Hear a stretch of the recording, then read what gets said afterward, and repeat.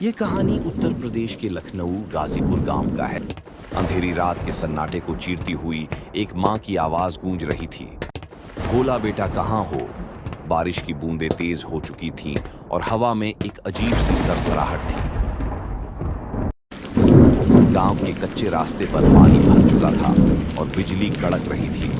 माँ का दिल जोरों से धड़क रहा था, जैसे कोई अनहोनी होने वाली हो। वो एक पुरानी लालटेन लेकर गांव की गलियों में भटक रही थी। भोला, यह नाम पूरे गांव में डर और सम्मान दोनों का प्रतीक था। एक तरफ लोग उसके हौसले की तारीफ करते थे, वहीं दूसरी तरफ उसकी अजीब सी आदतें उन्हें डराती भी थी।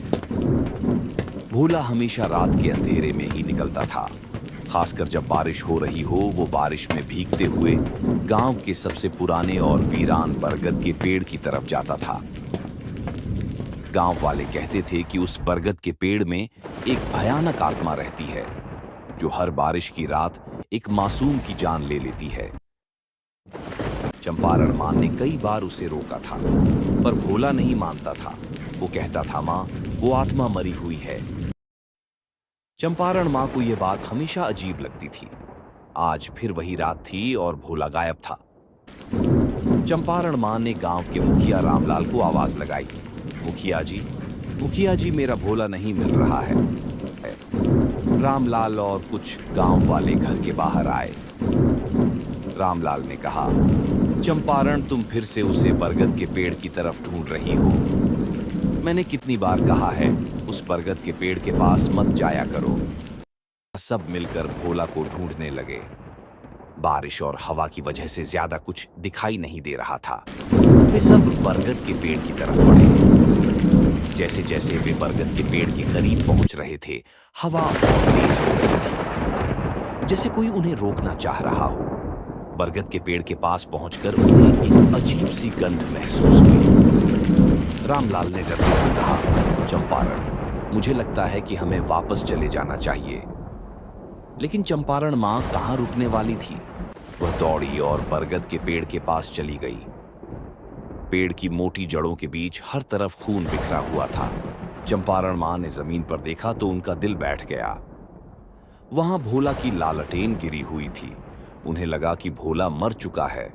वह जोरों से रोने लगी, भोला, मेरे बेटे, तू मुझे छोड़कर कहां चला गया? तभी उन्हें पेड़ की खोखली जगह में एक आवाज सुनाई दी।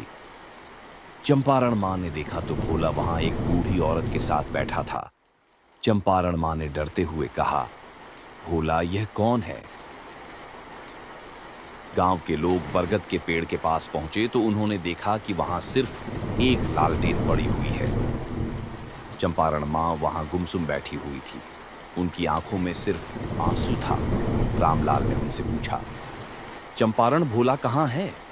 चंपारण मां ने सिर्फ इतना कहा, वो फिर आएगा। रामलाल और दूसरे गांव वाले इस बात का मतलब नहीं समझ पाए।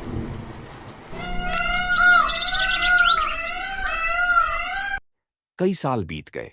गांव में एक नया परिवार आया, जिसका एक छोटा बच्चा था। नाम था भोला।